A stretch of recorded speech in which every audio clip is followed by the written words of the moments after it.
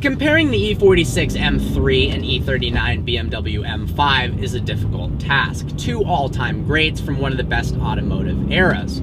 Now, both have depreciated immensely since their release. In fact, both can be had for under $20,000 and sometimes even under $15,000. That is a steal. Now, both, yes, they're costly to maintain, but for some of the most fun to drive, gorgeous cars on the road, it is absolutely worth it. Picking a definitive favorite between the two is impossible. It's like choosing a favorite child. If I had unlimited money and garage space, I'd have both, no question about it. The point of this video is to help someone who's deciding between the two, and this is a common dilemma, and a good dilemma to have. Help them decide based on their goals, preferences, and needs for their new ride, which one they should get. Now, honestly, you could flip a coin and end up a winner either way, but here's some information to make your life a little bit easier. Let's start with the performance. Both cars are naturally aspirated and both are available with a manual transmission. In fact, the E39 M5 only came with a manual. How cool is that? The E46 had the option of an SMG automated manual transmission. Now, if having a stick shift is a must, I will say that shopping for an M5 will make your life a lot easier because they're all stick shift. The used car market seems to be littered with SMG convertibles. It seems like the enthusiasts with the coupes and the manuals are holding onto these cars for dear life, and for good reason. Can't go wrong either way. We've driven the SMG and it's fun, but this car, if you're gonna buy one, the manual is the way to go. The M3 has a 3.2-liter inline-six, which produces 333 horsepower. The M5 is a 4.9-liter V8, which produces 400 horsepower. 0 to 60 times are nearly identical, around 4.7, 4.8 seconds. That's because the M3 is easier to launch from a dig. However, after that, the M5 seems like it pulls harder in pretty much every gear, especially at freeway speeds. In third gear, the M5 is going to thrust you back into your seat farther. But the difference, it's pretty minor. The E46 M3 outhandles the M5, no question about it. It feels more nimble on its feet, it's more fun to drive on back roads, and it's more capable on the track than the M5.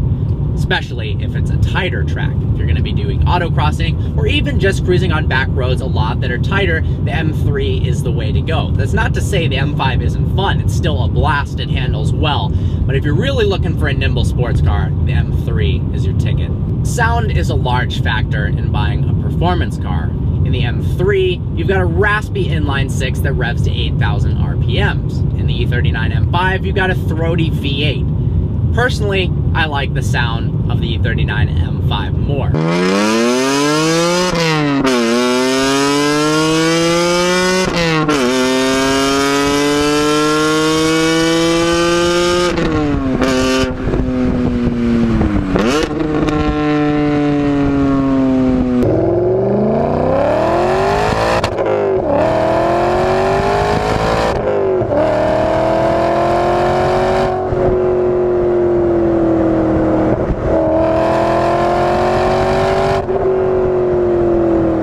Practicality is obviously a large part of the equation. If you often drive alone and don't need to haul major things, the M3 is the clear choice.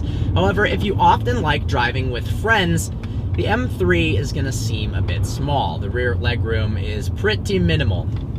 Compared to the M5, you can have a blast, you can carry friends, family, a lot of space in the back, a lot of rear legroom, and you've got a massive trunk. There's even a diagram in the trunk that shows you how to stow 3 golf bags.